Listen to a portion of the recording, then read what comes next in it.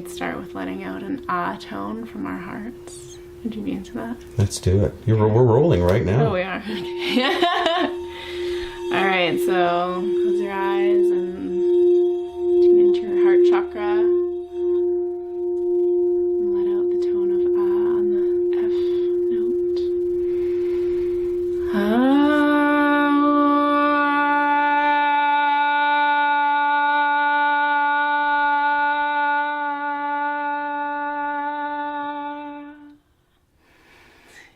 There we go.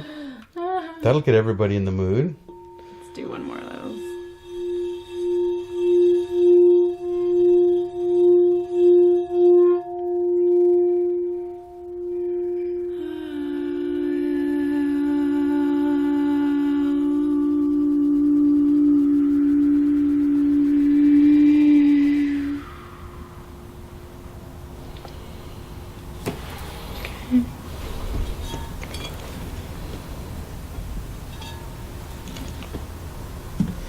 So hey everyone, I have Astaria Light here with me. Hi. Hi everyone. I am out here on Vancouver Island and went to one of her events, and it was awesome. And I thought, hey, let's tell the world all about this. So, yeah, where do I start? I was talking to you earlier about the fact that I really am intrigued with the whole shamanic path, and it's something that's pulling at me. And other than the wonderful sound healing and things that you do, which we'll talk about a little bit later, tell us a little bit about what that path means to you. Well, like you touched upon for yourself, it is a calling. So what that means is it just starts showing up in your life. So if you're not born into it, in some cultures you're kind of raised in the shamanic traditions, and in our culture that doesn't really exist here. So I find a lot of us are waking up to that call in our own way. And for myself, I think it's always been there since I was a child. I've always been someone who is often a space of listening for others, a space for others to express whatever's going on for them in their lives.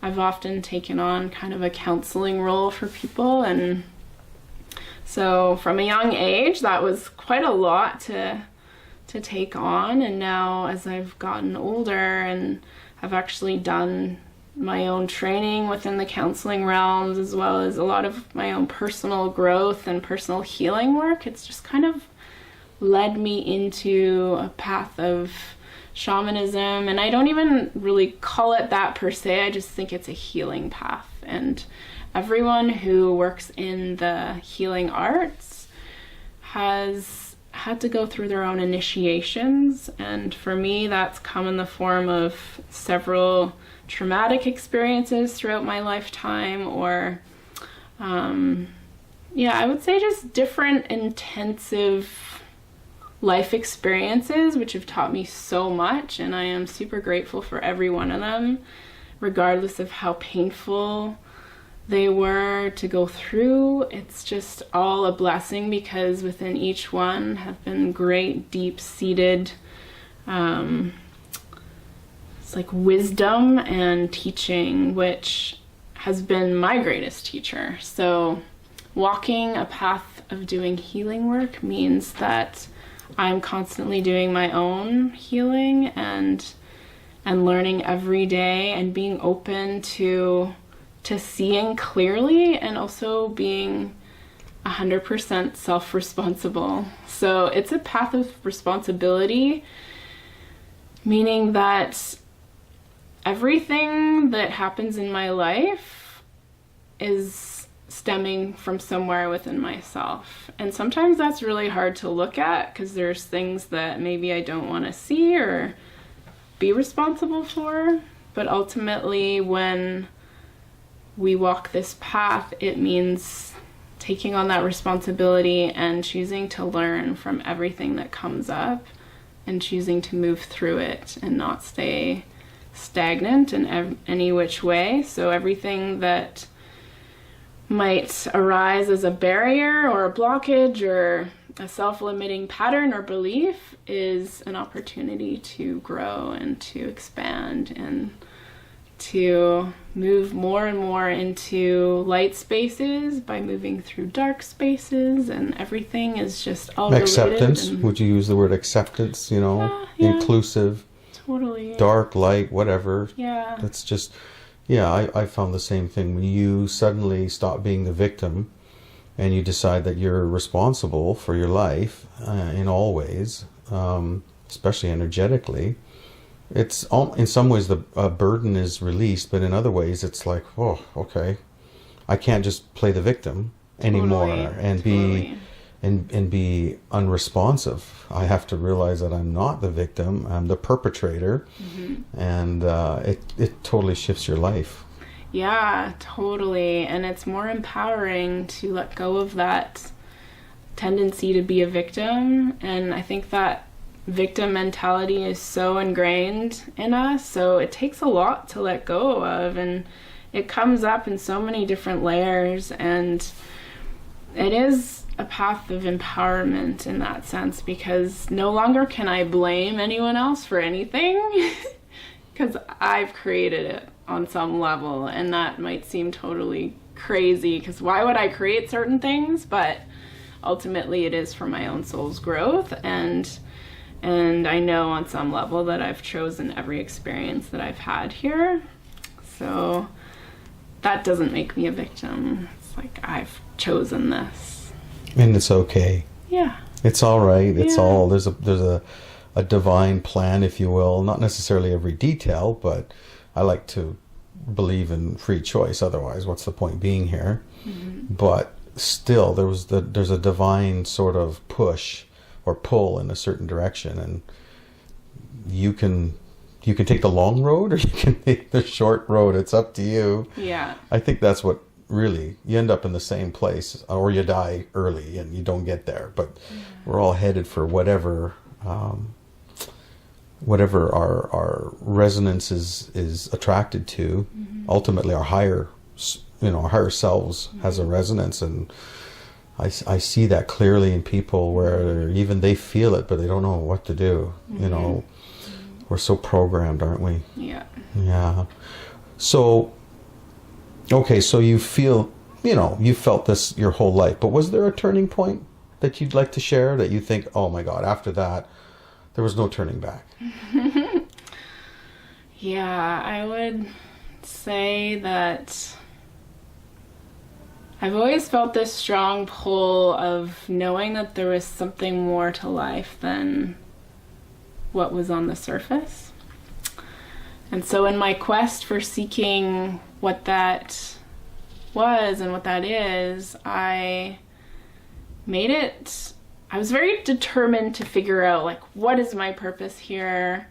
What is the point of all this? Because there's something about this place that just doesn't feel right, or there's got to be more. So with those questions in mind, I went on a bit of a spiritual quest, I would call it, a vision quest.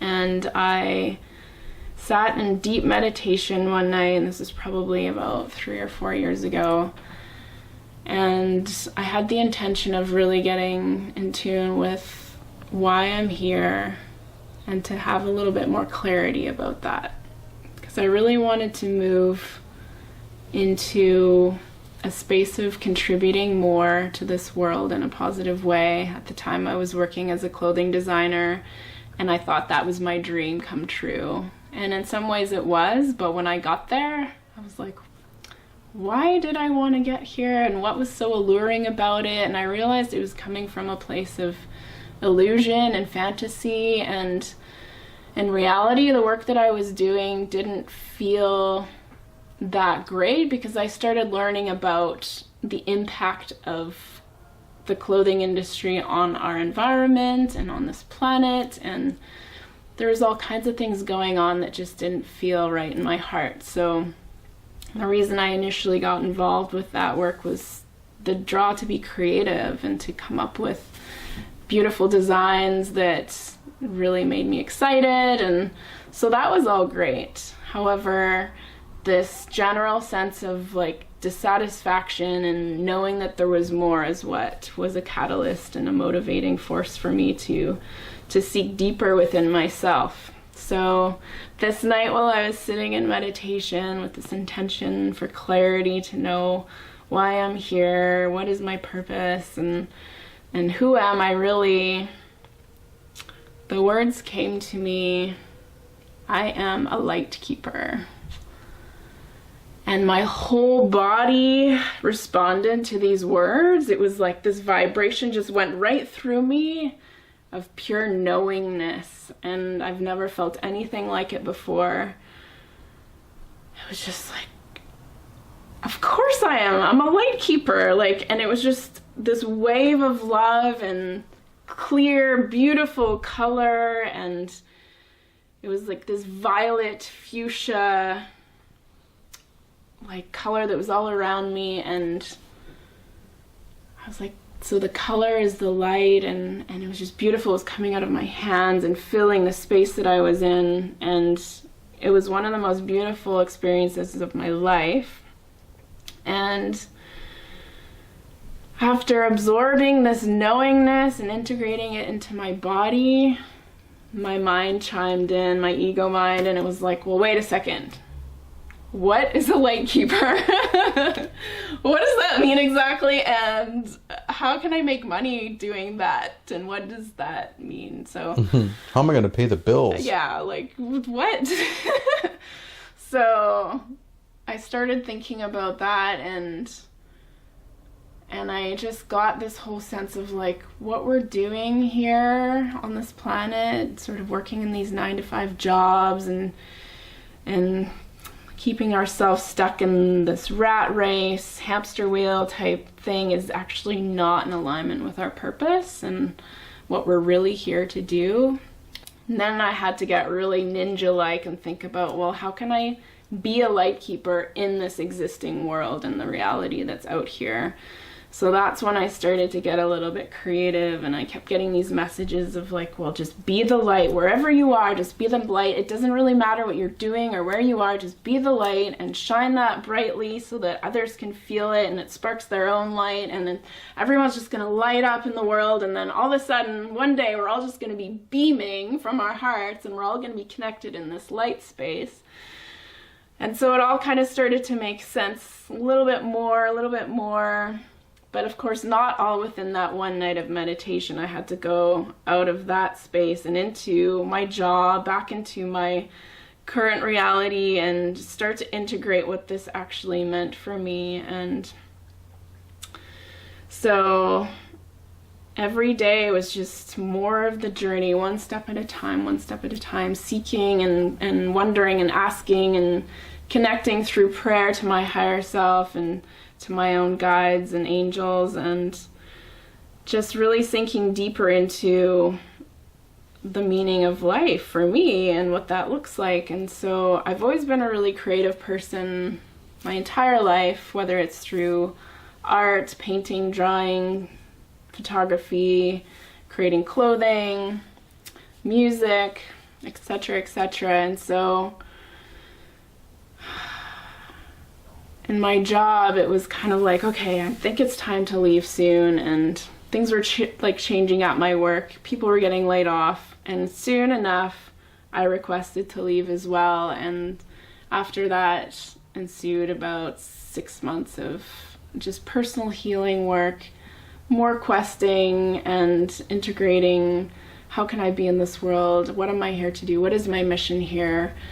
And then one day it became very clear that it was to work with sound. Right. So I wound up moving into this beautiful attic space in an old character house in James Bay. And there's a piano up here. No one knows how it got up here, but my fingers have found home at their keys again. I used to play when I was a kid. I started when I was 4 years old, and when I was a child, I would sit at the piano and just channel music, and it was my safe space. It was my Zen place. It was my sanctuary where I felt like I could express my emotions because I didn't feel that way within my family home setting. There was often a lot of chaos and dysfunction, as most families tend to be, and so my space for expression was at the piano. And so moving into a home where there's a piano was just another opportunity for my own healing and a place for me to express myself. And sitting down at the keys, the music has started to come back through me again, and just beautiful songs and melodies and channeled pieces that are true expressions of my heart. And also so many other instruments have come into my life and have formed this whole collection of vibration, and each instrument, each sound tool carries its own melody, its own song. It has its own spirit. A woman recently compared it to spirit animals, and each instrument is like a spirit animal, and they each offer their own medicine. So together, combining all these different things has created an ability to lead people on journeys, is what I call it, a sound journey. Bringing in different sounds and different melodies that speak to the heart, that open consciousness, that ground us into the earth, and everything in between. It's just a magical expression that I am so grateful to have remembered, rediscovered, and brought back into my life. And every day is a quest to just share more and more and more of what I call medicine.